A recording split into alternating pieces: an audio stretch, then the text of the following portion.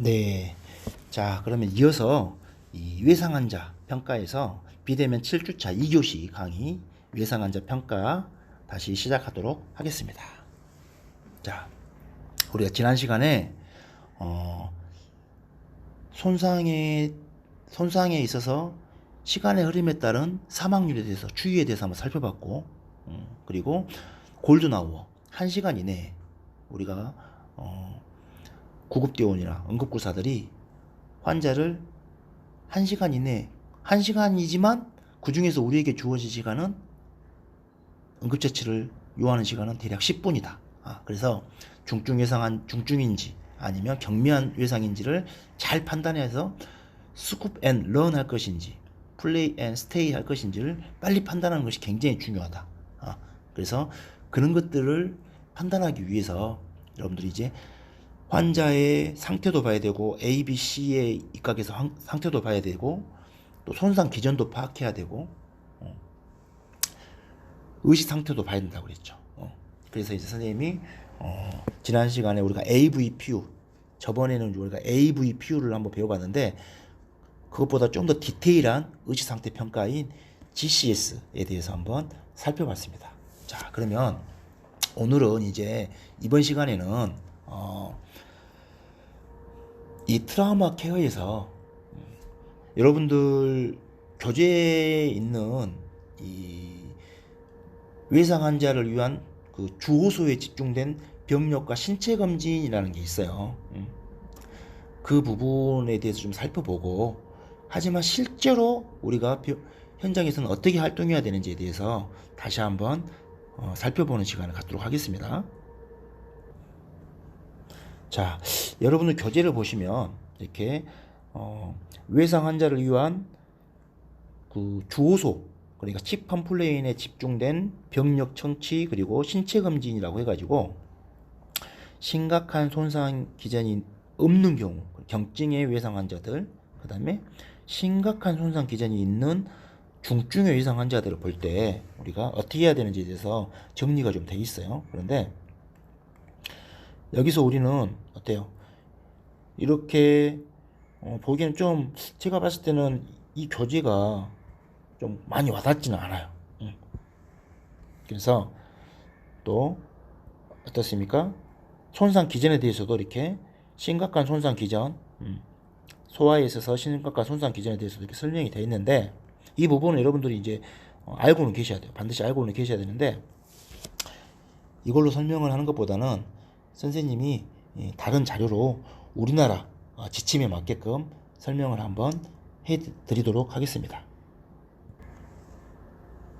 자, 지금 설명드리는 부분은 외상 환자 중에서 중증 외상 환자들, 그러니까 굉장히 심각한 손상을 받은 중증의 외상 환자들을 빨리 분류해내는 방법이라고 생각하시면 돼요. 그래서 지금 크게 편의상 4단계로 나눠서 시행한다라고 생각을 하시면 됩니다. 4단계. 1단계는 뭡니까? 1단계. 먼저 바로 아까 선생님이 좀 전에 설명했던 이 GCS 글라스고 코마 스케일을 활용해서 글라스고 GCS 점수가 13점 이하이면 이 환자는 일단 안 좋다. 현장에서 GCS 점수가 13점 이하다.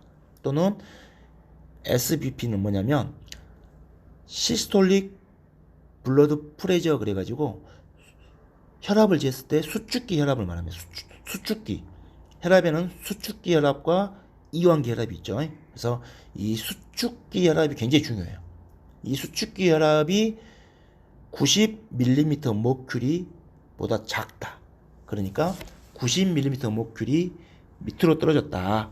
혈압이 그러면 또 환자의 이 RR이라는 것은 뭐냐면 respiration rate 그래가지고 호흡수예요. 호흡수. 우리가 이제 활력증후라고 보면 되겠죠. 환자의 호흡수가 1분에 분당 10회 미만 또는 20분당 30번씩 쉰다. 30번 이상. 29, 29회 이상. 10번 밑으로 쉬거나 29번 이상 쉰다. 그러면 호흡수가 너무 빠른 거죠. 이건 너무 느린 거고, 이것만 보고 이 환자는 1단계 분류에 속해요. 그러니까 1단계 분류는 뭐냐? 바로 환자의 활력 징후를 보고 의식 상태만 보고 나서 분류하는 거예요. 여기에서 이런 증상들이 있다. GCS가 낮고 13점보다 낮고, 이게 이제 이하죠, 이하. 또 수축기 혈압이 90보다 낮고, 호흡수가 분당 10회 미만이거나 29회 이상이다. 그러면 이걸 보이면 바로 이 환자는 어때요? 스쿠벤넌 또는 곤역 외상센터로 어때요? 가장 큰 규모의 외상센터로 환자를 분류해야 됩니다.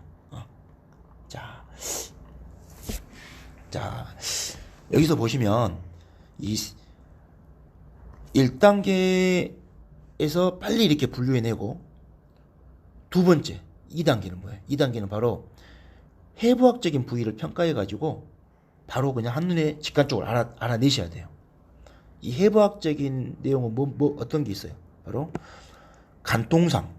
간통이 있는데, 간통이나 자상은 어때요? 이렇게 배인 상처. 관통이나 자상이 있는데 이게 머리나 목, 가슴, 배, 그리고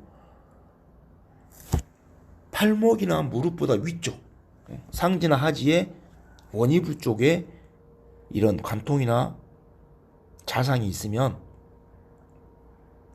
이 사람은 문제가 있는 거죠. 그 다음이 이 동요가슴이라고. 동요가슴은 뭐냐? 우리가 플레이 체스트라는 건데요. 가슴을 심하게 다쳤을 때 우리 가슴뼈, 갈비뼈가 있죠. 갈비뼈가 우리 몸에 12개가 있어요.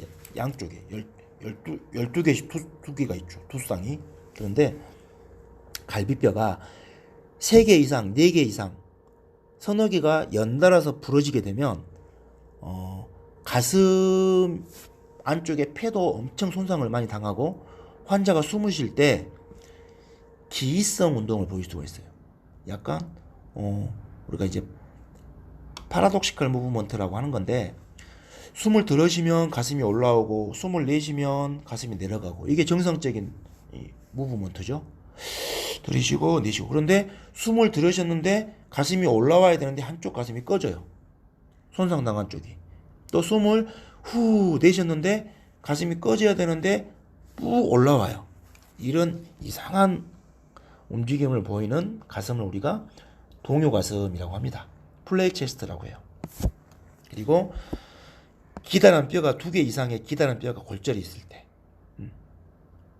그리고 상처 자체가 크러싱 운드라고 해가지고 눌린 상처, 뭐에 압박을 받아가지고 완전히 눌려버린 상처, 그리고 확 벗겨져 버린 상처, 그리고 심하게 썰린 상처, 기계에 뭐 들어갔다가 해가지고 이런 상처가 있을 때, 그리고 골반골 골절 환자들, 골반골이 골절이 있는 환자들, 또는 두개골에 함몰골절이라든가 크게 열려있는 상처가 있다, 또는 마비를 동반하고 있다.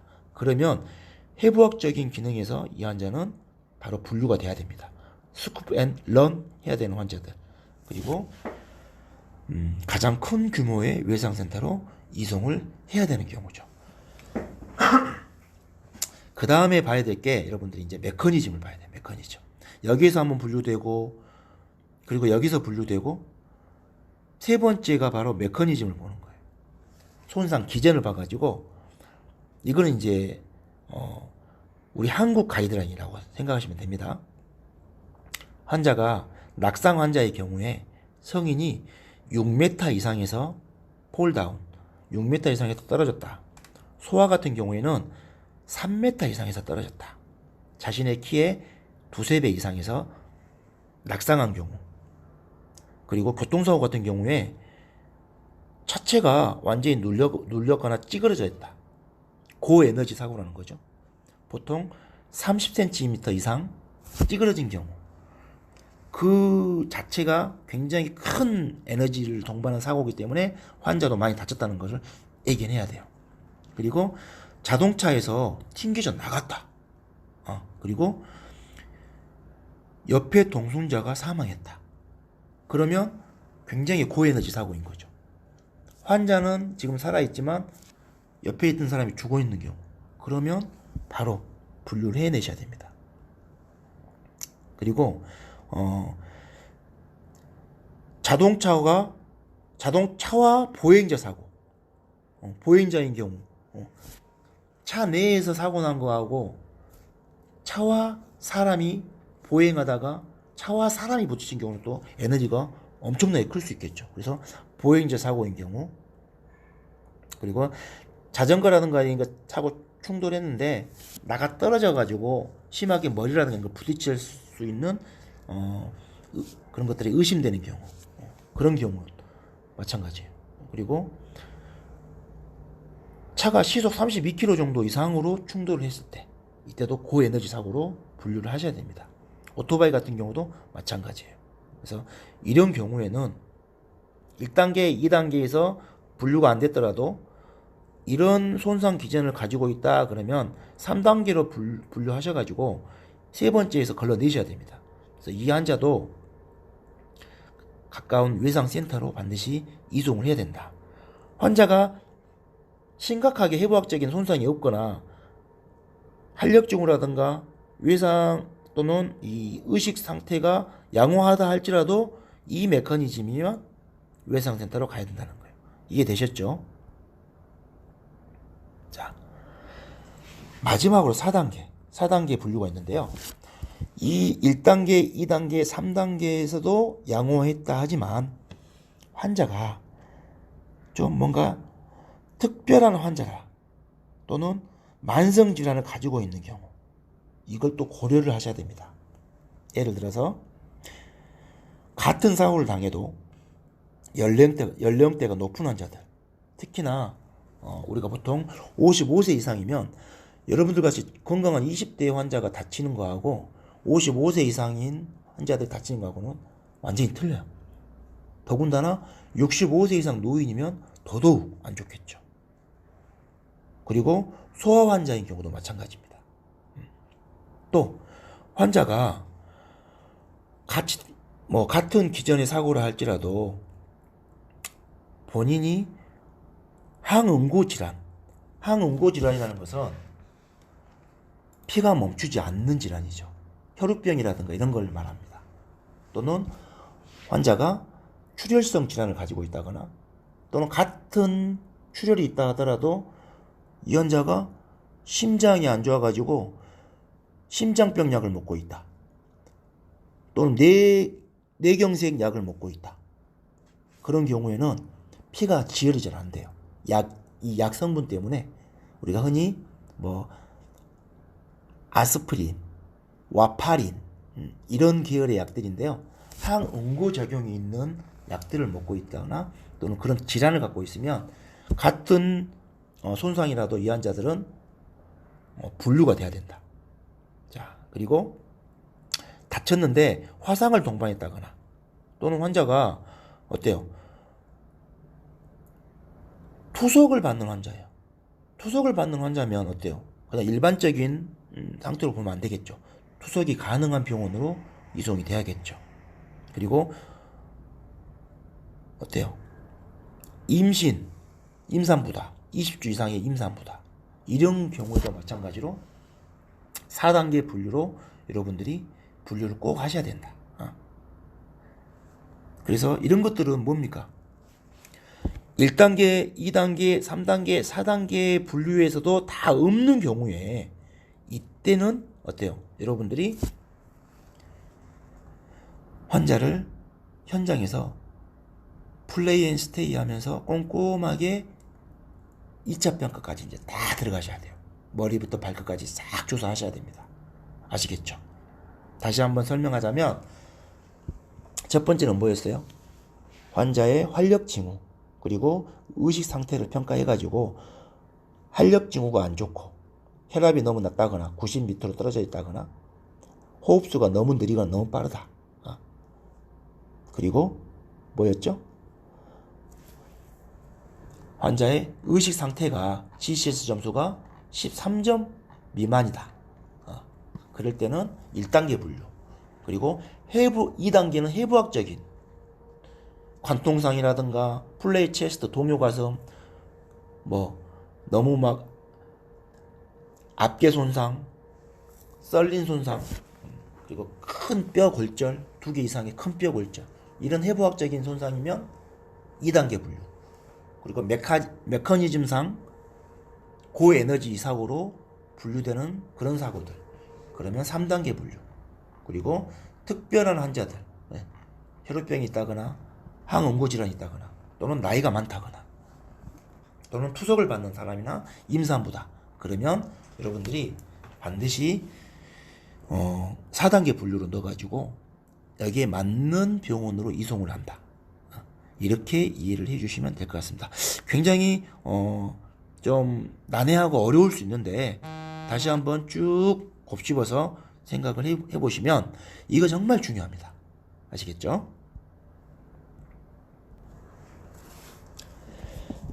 자, 이렇게 분류를 해내고 나서 이제 심각한 손상 기전이 없는 외상이다. 그러면 이제 어때요?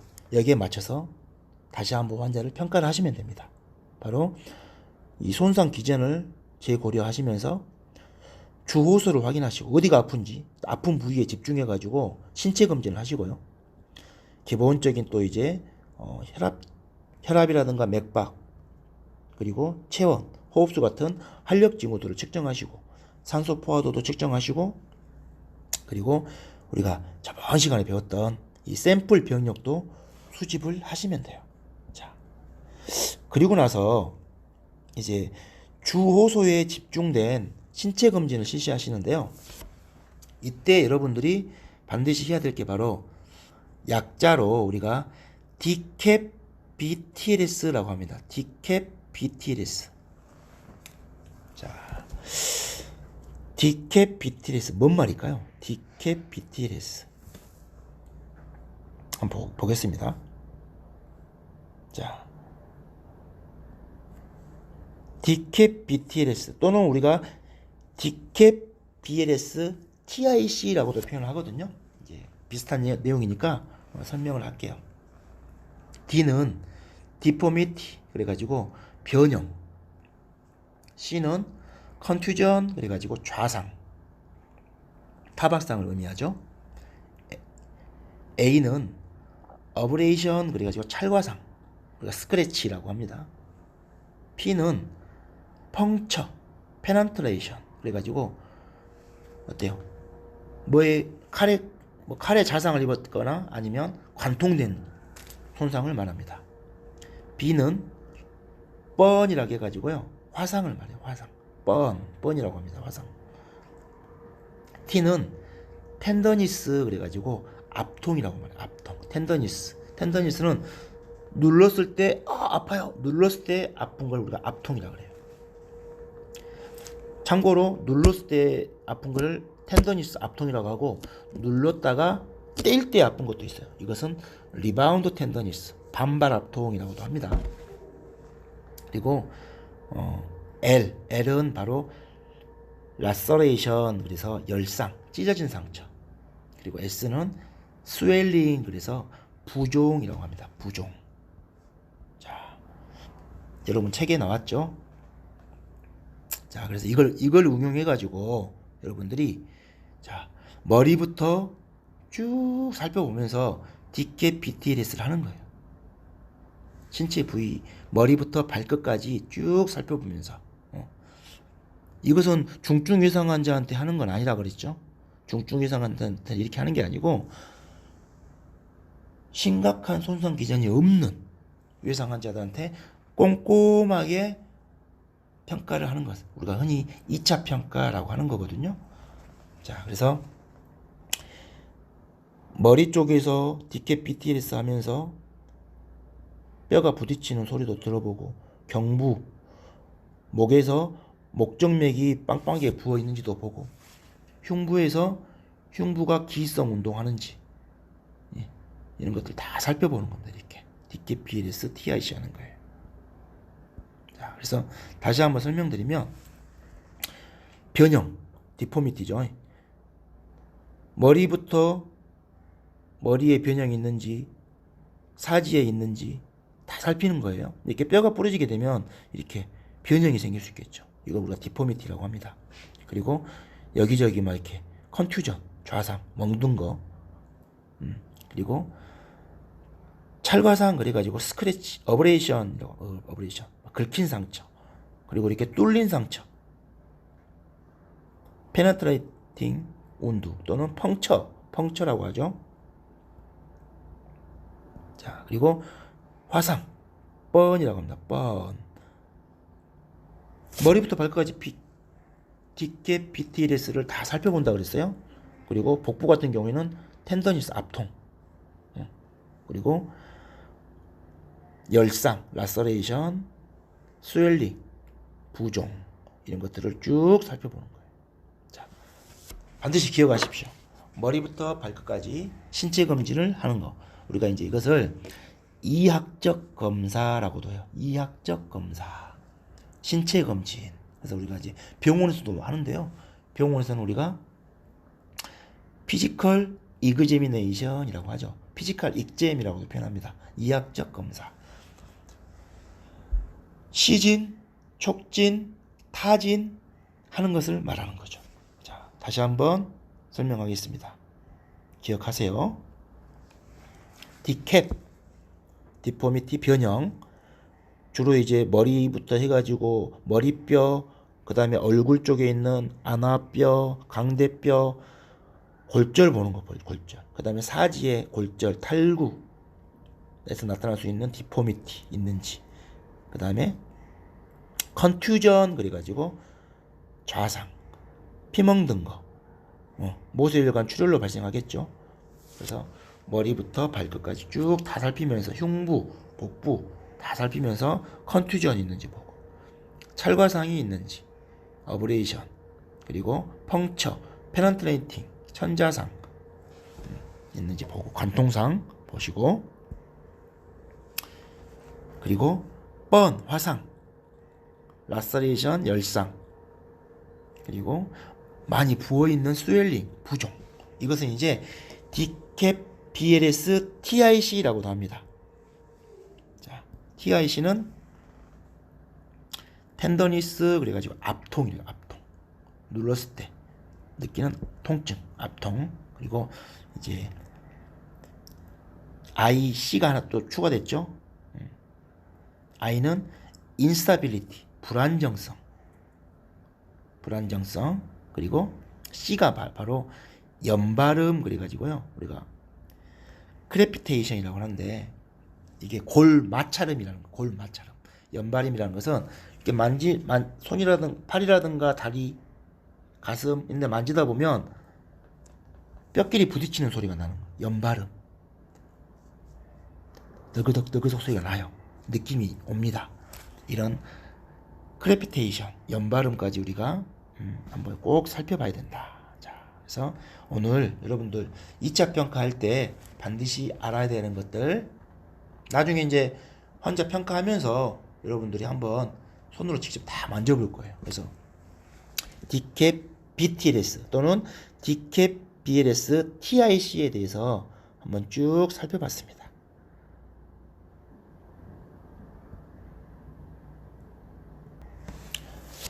자, 이런 식으로 이제 2차 평가, 심각한 손상이 아닌 외상 환자를 평가할 때 머리부터 발끝까지, 이제 이것은 나중에 실습을 해보셔야 돼요. 그리고 이 외상 환자 평가는요, 나중에 여러분들 국가고시 볼 때 국시 과목, 이 국시 평가 항목이거든요. 그래서 오늘은 이제 비대면 수업이라서 좀 한계가 있지만, 여러분들 나중에 학교 가셔가지고 학교에서 이 부분을 또 다시 한번 실습도 해보십시다. 우리가. 자, 그리고 이런 2차 평가와 더불어서 또 하는 게 바로 기본적인 활력 징후하고 샘플 병력 수집이라고 그랬죠. 이것은 우리가 저번 시간에 한번 교육을 했었어요. 환자 평가, 1차 평가, 2차 평가 할 때 한번 다뤘으니까 이 부분은 그냥 넘어가도록 할게요. 여러분들 교재에 활용하셔가지고 한번 쭉 살펴보시고, 그리고 외상 환자한테 또 가장 중요한 게 바로 경추보호대를 적용하는 거예요. 경추보호대에서 이 부분을 여러분들도 교재에도 있으니까 한번 설명하도록 하겠습니다. 우리가 흔히 C컬러라고 해요. C컬러. C라는 것은 우리 경추를 우리가 의학 용어에서 서비컬이라고, 서비컬. 목이라는 말이거든요. 그래서 서비컬 베테브레라는 것이 목뼈예요. 목뼈. 이 목뼈를 보호하는 장비죠. 여러분들 이 장비 어디서 많이 봤죠? 이 장비 어디서 많이 봤어요? 예, 이거 요즘에 많이 나오던데 텔레비에서. 예. N번방 그 주빈이라는 친구의 뭔 주빈? 조주빈? 그 친구가 신상이 공개됐죠? 신상이 공개돼 가지고 이렇게 기자들 앞에 나올 때 이 C컬러를 차고 있더라고. 이 C컬러가 엄청 홍보가 많이 된 것 같아요. 여러분도 아마 기억할 거예요. 이게 이제 스티프넥이라고 하는 장비예요. 스티프넥. 현장에서 가장 많이 사용하고요. 환자의 움직임을 최소화시키면서 병원 전 단계에서 가장 많이 사용하는 목 고정대예요. 자, 그리고 요 장비는 두 개가 있어요. 두 개를 이렇게 분리되어 있는 것을 앞뒤로 이렇게 연결시켜서 고정하는 장비인데, 우리가 흔히 필라델피아 컬러라고 합니다. 필라델피아 컬러. 그리고 비슷한 스티프넥들, 우리가 이제 다른 용어로 뭐 넥 브레이스라고도 표현하죠. 넥 브레이스. 그래서 이런 경추보호대 C컬러 착용하는 방법을 여러분들 책에도 보면 나와 있어요. 경추보호대는 언제 착용할 것이냐? 경추보호는 언제 한다고 했어요? 가장 어떻게 보면 먼저 하셔야 됩니다. 외상 환자들한테는 경추보호가 에어웨이하고 거의 비슷하게 시행돼야죠. 에어웨이 and C-spine immobilization, 그러니까 기도 유지와 경추 고정을 동시에 해야 될 정도로 굉장히 중요하다라고 생각하시면 됩니다. 그래서 경추보호대 착용시키는 것도 여러분들 직접 해보셔야 돼요. 이것은 직접 해보셔야 되는데 그림을 보면서 한번 봅시다. 먼저 이 경추보호대는 크기를 좀 측정을 하셔야 되거든요. 크기를 측정하실 때는 항상 환자가 누워있건 이렇게 앉아있건, 운전석이라고 하면 앉아있겠고 또 대부분 환자는 또 바닥에 누워 있을 수 있겠죠. 그러면 한 명은 이 환자의 머리를, 두부를 고정을 딱 해주고요. 여러분들은 경추보호대의 크기를 측정하셔야 되는데, 이렇게 손가락을 딱 펴가지고 3개나 4개 환자의 턱 끝부터 이쪽에 보면 쇄골뼈까지 딱 대보면 목 길이를 재는 거죠. 목의 길이를 재셔가지고 3손가락인지 4손가락인지 재셔가지고 경추보호대에 보면 사이즈를 되게끔 이렇게 표시가 돼 있어요. 그리고 경추보호대 종류에 따라서 보시면 이렇게 길이를 조정할 수도 있습니다. 넣다 뺐다 하면서 조정할 수도 있고, 여러분들의 이 손 사이즈가 어디에 가야 되냐? 바로 이 마크, 넥 브레이스 같은 경우에는 이 마크의 손가락 사이즈예요. 이 마크를 딱 뒤에 보시면 목의 길이가 됩니다. 자, 그래서 환자의 크기를 재주시고요. 그리고 나서 움직이지 않도록 하면서 절대 환자의 목이 꺾이지 않도록 잘 잡아주면서 경추보호대를 착용을 시키는 겁니다. 자, 여러분 교재에도 이렇게 나와 있죠. 환자 뒤에서 목을 고정해주고 채운다. 요거는 여러분들이 꼭 다시 한번 실습을 해봐야 될 것 같아요. 자, 이런 식으로 스티프넥을 지금 채우고 있습니다. 움직이지 않도록 두 명이서 호흡을 잘 맞춰서 이렇게 경추 보호대를 착용시켜야 된다. 자, 환자가 누워있을 때도 마찬가지죠. 앙화이라고 하는 것은 누워있는 자세를 우리가 앙화이라고 표현해요. 슈파인 포지션이라고 합니다. 환자가 누워있을 때는 한 명의 구조자가 환자의 머리 뒤쪽에서 두부를 고정을 해주고, 이 스티프넥은 이렇게 일자로 쫙 펴지거든요. 펴가지고 밀어 넣는 거죠. 밀어 넣은 다음에 다시 말아서 고정을 하는 겁니다. 자, 이런 식으로. 그 전에 어때요? 목 사이즈 재시고, 목 사이즈를 재고 나서 어때요? 환자의 이 조절을 좀 할 수가 있죠. 조절을 하고 길이를 조정한 다음에 착용시키면 된다.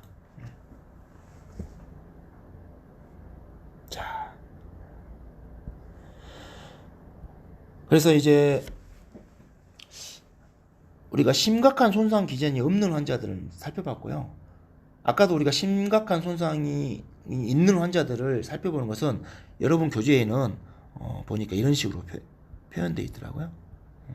그런데 사실은 이렇게 하는 것보다는 선생님이 서두에 설명드렸던 방법, 심각한 손상 기전이 있는 환자들을 우리가 골라내는 4단계, 중증 손상 환자들을 분류하는 4단계 반드시 기억하셔서 분류를 해주시는 게 훨씬 더 도움이 될 것 같습니다. 자, 그래서 여러분들 교재가 뭐 크게 차이는 없어요. 차이는 없는데 한번 쭉 살펴보면서 기전을 재평가할 때 어떻게 한다 그랬어요? 3단계 분류, 2단계 분류, 1단계 분류 잘 기억해 주시길 바랍니다. 자, 그리고 나서 외상 환자 검진할 때는 이렇게 한 사람이 두부를 고정하고 있으면 여러분들이 디캡 BTLS 또는 디캡 BLS TIC 연발음까지 들어가서 디캡 BTLS 뼈가 있는 부분은 이 크레피테이션, 그러니까 연발음이 들어가고요. 이렇게 복부가 있고 물렁물렁하고 가슴 쪽도 갈비뼈가 있기 때문에 BTLS TIC가 들어가야 돼요. 그리고 복부 같은 경우에는 디캡 BTLS 들어가게 되는 거죠. 머리부터 얼굴, 그리고 흉부, 복부, 그리고 상지, 하지 순으로 해서 여러분들은 쭉 환자들을 2차 평가를 쭉 하게 돼요. 골반도 살펴보시고. 자, 그리고 나서 사지를 확인할 때는요, 꼭 해야 될 게 있어요. 디캡 BTLS 뿐만 아니라 PMS라고 합니다. PMS. 맥박. 우리가 펄스라고 하죠. 펄스 P. 운동, 모토, 감각, 센소리. 그래서 디캡 BTLS 플러스 PMS까지. 환자한테 물어보는 거예요. 꼬집으면서. 환자분 여기 만지는 거 느껴지세요? 환자분 발가락 움직여 보세요. 자, 제 손 한번 밀어 보세요. 이렇게 하면서 이걸 꼭 확인해 줍니다. 그리고 환자의 등 뒤쪽까지 살펴보셔야 되는데, 등 뒤쪽을 하실 때는 어떻게 한다고 했어요?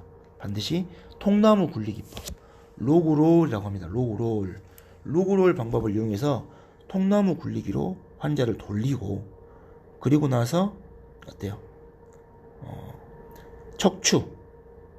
척추를 비롯해서 앞통부터 해가지고 디캡 BTLS 해야 된다. 원래 로그롤 할 때는요, 이렇게 하면 안 돼요. 그래서 여러분들 로그롤 할 때는 이렇게 2명이서 하기는 좀 굉장히 부담이 있고요. 최소 3명이서 해야 됩니다. 3명이서.